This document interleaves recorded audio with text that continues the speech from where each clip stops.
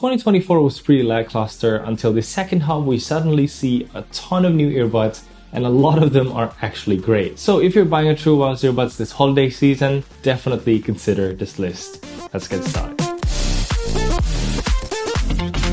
Selamat pagi. Good morning everyone, Kenneth here and welcome to my 2024 TWS earbuds recommendation video. Now, this year I wanted to categorize a bit differently by using levels instead, where each jump will have a significant upgrade over features or sound quality, or both. And the price could vary a little bit, but I hope this will make you easier to decide whether you actually need the upgrade or not. As usual, all the links will be in the description below. It would really help me if you click through those because I may get a small commission at no extra cost to you, and I'll try to catch up with the full reviews as much as I can. So in this video, I'll focus on the most important things you need to know. Okay, smash the thumbs up now and let's get started with level 1, or the very basics where you expect things to just work. And here I got these two Redmi buds which impress me deeply. First is the Buds 6 Play, an in-ear model that cost a breathtaking $7 in my country. This cannot get any better. Build quality is solid. It's got 7.5 hours playtime, gaming mode, app support including customizable controls so you can actually utilize the single tap for either play, pause, or volume control now. Heck, even there's an option to take a photo if you have Xiaomi HyperOS phones. Now for other phones, it supports Google Fast Pair as well as physical button in the case for easy pairing. And the only downside is the run-of-the-mill sound quality. It's got lots of mid-bass bloat and treble comes off a bit harsh, and the few EQ presets is just not even worth mentioning. I mean, it's fine for daily use and especially a crazy good value at under 10 bucks. But if you're buying off Amazon that sells it at 20 bucks, then just please stay tuned and get the level 2 earbuds instead. Now, next up here we have the Redmi Buds 6 Active. Now,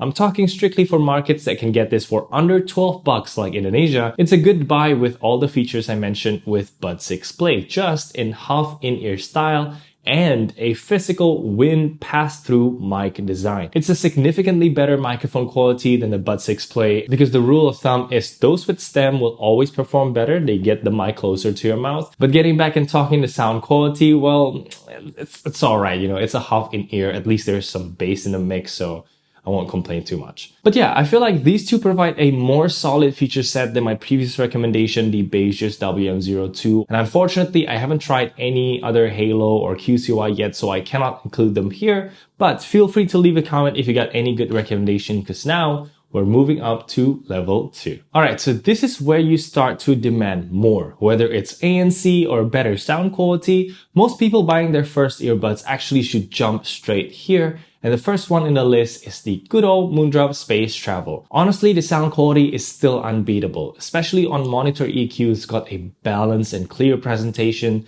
Then there's the alright ANC, app support on iOS is back too, all for just 25 bucks. If you don't like the open design, I'll link the official fall leather case, which is just 5 bucks. And maybe the only real complaint here is the barely enough 4 hours battery life on ANC. And a lot of people also said that volume is not loud enough, but keep in mind, earbuds at this price usually perform similarly, around 50% indoors and 70 to 80% outdoors. Even more expensive ones later sometimes perform just like this. Now, I want to touch on the recently released Moondrop Mocha. It's twice the price at 50 bucks, but I'm telling you, the sound quality improvement alone is worth the money. I mean, it destroys the space travel, which already destroys other earbuds around its price.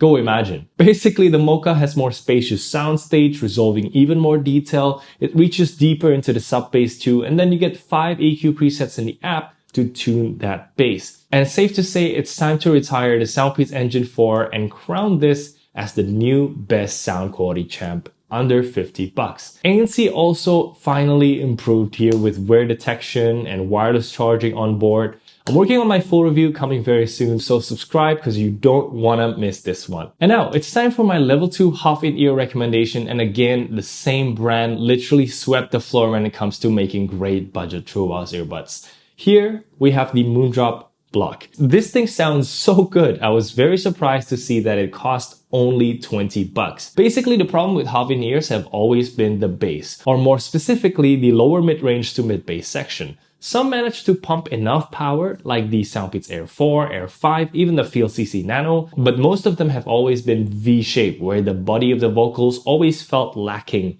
compared to the in-ear buds. Well, that's where exactly the Moondrop Block excels. It's tuned specifically to deliver on those lower frequencies, so the overall sound comes out balanced, and man, half-in-ears never sounded this good, especially at this price. As a plus point, since it doesn't use the same conical shape like that of an AirPods, this actually is one of the rare half-in-ears that can stay in my left ear aside from the Galaxy Beans. This is the Redmi Buds 6 Active.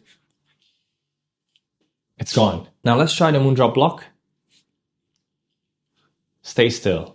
Okay, now let's move on to level 3 where you'll be getting more and more features, but keep in mind that sound quality might not be much of an upgrade here, as the Moondrop Mocha is actually, still better in my opinion compared to these two, but again, it comes back to your preference. And starting off, we have the Earfun Air Pro 4. This retails for $90, but it can definitely get closer to $60 with discounts, and it's got the world to offer you. Basics like sound quality is no slouch, but I would suggest immediately go to the app and customize it, as you get a 10-band EQ, and my recommended EQ is like this. But you can also check out the EQ presets that actually sounds pretty nice, especially the natural tuning that makes it similar to the Moondrop Mocha. Although it still doesn't reveal as much subtler sounding instruments, but generally it sounds great already. Furthermore, it's got great adaptive ANC where it samples your surrounding noise and blocks accordingly, and the transparency mode is very natural sounding too. You got customizable touch controls, multi-point connection, LDAC, LC3, aptX lossless, heck, even AuraCast support, so you can tune into a public Bluetooth broadcast, but only God knows when that'll become mainstream. Battery-wise, it lasts up to 8 hours with ANC and 11 hours without, but keep in mind this is with standard AAC SPC codec, so expect around 1 hour drop with aptX or 2 hours drop with LDAC. I usually like aptX lossless because it does automatic low latency mode, but there's also normal gaming mode if you use other codecs or other devices. Now, I've said it in my video that sponsored or not, this thing is really, really good. But as an alternative, I actually have been using the Huawei FreeBuds 6i, and my goodness, this thing has got tier mic quality along with flagship level true wireless experience. Before that, let me just say it straight. Sound quality here might be at the number 3 after Earfun and Moondrop Mocha. Feels like the most V-shaped with compressed soundstage and a bit more boosted in the presence or lower treble region. To accommodate that, I actually made a custom EQ, which you can check out right here. But then again, it cannot change the narrower soundstage, and the EQ presets are not to my taste either. So it is what it is. Another peculiar thing is the Android app. Huawei AI Live is not on Google Play Store and has to be downloaded from either Huawei App Gallery or as an APK to install. It's also marked as an unsafe app by Play Protect, which might deter some people from using it. And another thing I found is when using transparency mode and you lie sideways on a pillow, basically covering the microphone, I can almost always hear feedback noise, like pointing a mic to your speaker, which is quite loud and disturbing until that set safety point where the transparency system shuts down. I have never experienced this anywhere else, which made me think this is kind of a flaw of the design. It's not significant enough to be a deal breaker, but you be the judge. Now, switching gears to what I love about the FreeBuds 6i is first of all, the controls. This is one of the rare earbuds that can control volume by swiping up and down on the stem. It's got great noise cancellation as well. I would say canceling even more mid-range noises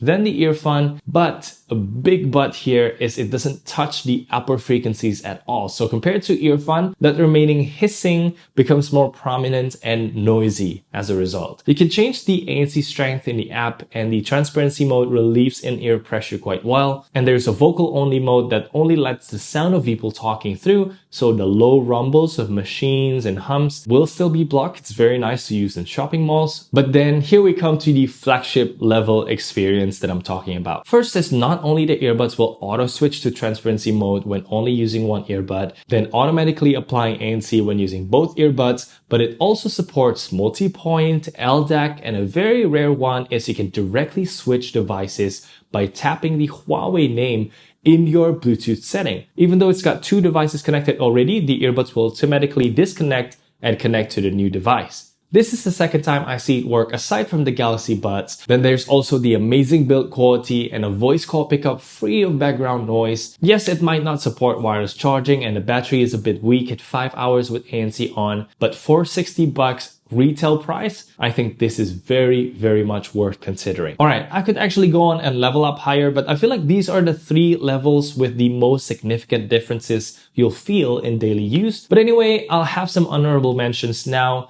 that is still worth considering anyway. And first is the Soundcore R50i NC in Asia or P30i elsewhere. This has a very nice and stable built-in phone stand while nailing the basics, putting it in solid level 2. Just the sound quality isn't as good. Even the other model, the Lipstick A30i, has better, more dynamic, fun sound in comparison. You can check it out if you want a good all-rounder or if you're a smaller earbuds case that fits in women's bags. But yeah, secondly, we have the Soundpeats Clear. This has great sound quality. It responds very nicely to EQing, but man, the Soundpeats app, even the new one, is a train wreck. I'm sorry, but at this point, the competition is fierce. And most other companies have developed much nicer apps. Heck, even the bare bones Moondrop app is better if I can be brutally honest. But anyway, this looks so cool and it's just $20, so get it if you want it. There's no ANC though. Third is QCY Mellow Buds Pro or HT08. Now, I'll be honest, I haven't tried this yet, but I've heard so many good reviews that if I don't mention it here, people would be definitely asking for it in their comments. What I can tell you from the graph is it sounds like a Harman curve with some bass boost, dips in the mid-range, and elevated treble presence at 4K to 6K Hz. I think it's going to have a more dynamic sound than even the Space Travel on default EQ. Probably I will lower the bass quite a lot. Otherwise, it's a $50 earbuds with all the features from adaptive ANC, app support, LDAC, and multi-point, so I reckon it'll be a great pick as well. Moving on, I got no flagships this time around because I haven't tried much, although I do know that the new Bose Quiet Comfort brings that amazing Bose noise cancellation, best in class, even beating out the Sony XM5s, and bring it to a lower price point. So I'm keen on trying those. And also, hopefully I can try out the Sennheiser Momentum True Wireless Earbuds 4 and their next iterations as well because they're well known for their sound quality. Still though, I'll try to put the affiliate links to them down below should you want to buy and support me at the same time. Thank you so much. But otherwise, let me know what's your favorite True Wireless Earbuds of the year and look forward to my IEM recommendation video as well as headphones too because I tried quite some of them this year. Lots of exciting stuff to share, and for now, you can check these videos out. Thank you so much for watching. I'm Kenneth.